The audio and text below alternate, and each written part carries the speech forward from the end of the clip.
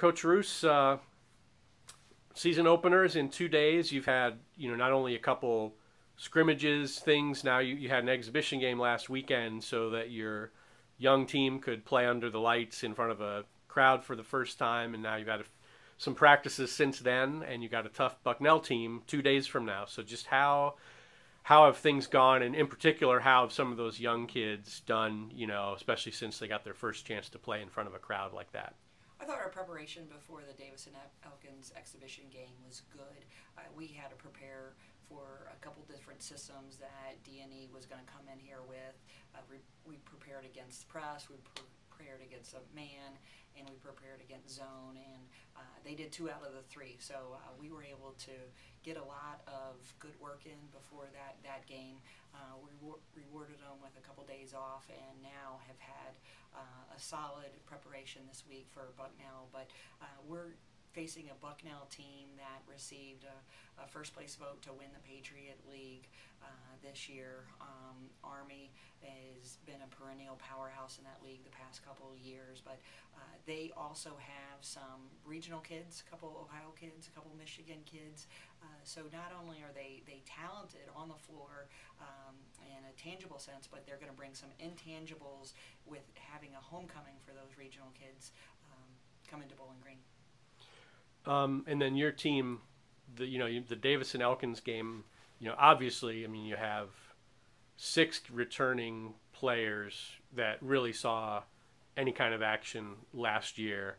And, 2 of those kids, Rachel Konecki and Abby, played sparingly, I guess you could say, as freshmen, and were kind of thrust into the lineup the other night. But really, not just them, a lot of kids were, really other than Erica and Miriam, who started last year, a lot of kids were thrust into roles bigger than what they've had in the past, or, for the freshmen, they hadn't played at all at the collegiate level. Just, I guess, and keeping in mind that was an exhibition, how did you feel everybody handled, not just the on-court, but the preparation, the atmosphere, of a game? We had some simple goals going into that game. I was really hoping to have equal minutes, some good balance in scoring, and we had both.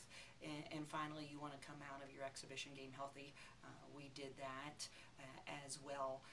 But Abby and Rachel, as you mentioned, are 2 kids that they averaged right under 10 minutes game last year. But indeed, their role will have to increase this year, not only scoring and rebounding wise for Abby, but for Rachel to get us into our system offensively, and having a year of experience and knowing the plays like the back of her hand will help her. But I thought both of them started off really well and were able to make contributions. And in particular, Rachel, she had 10 points and 7 assists and only 1 turnover, and that was. She was really ecstatic afterwards, and it was neat to see. But both of them came into the game, I think, with a lot of confidence. And as I told them yesterday, they just walked a little taller going into that game, and were walking a little taller afterwards as well. But it's a no-brainer that they will obviously see more minutes this year because they have that year of experience underneath their belt. And then I wanted to ask you about the 6 kind of, not necessarily all newcomers, but obviously the 4 freshmen. Freshmen coming in this time of the year generally don't know the plays like the back of their hand, and Kennedy and Leah, were here, but obviously did not see very much time on the floor. Did you kind of get what you expected from them, and you can talk as a group or individually? How'd you feel those 6 performed? Well, we tried to balance it. We had a couple different lineups where we had 5 freshmen out there. The 4 true freshmen, and then a second-year player with Kennedy or Leah. And then we also tried to play with a couple juniors and a couple sophomores and 1 freshman. So we really looked for good balance among the classes so we could try a lot of different combinations. And I was happy with what we saw, but still the biggest thing for this team not only is creating and finding their identity, but it will also be getting that learning curve a little bit less steep, and that will continue to be a steep learning curve with such a young team, but the more experience they get on the practice court together and playing in games together, that learning curve will soon become a flat line, which we'll be looking forward to that day.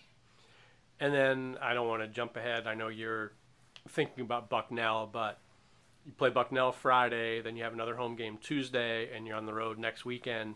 You kind of dive into it. Is that by design that at the start of the year you wanted to have a number of games, kind of a quick stretch like that to sort of get people acclimated for what you face down the road? We're excited to have a home opener on opening weekend because that's very difficult to get.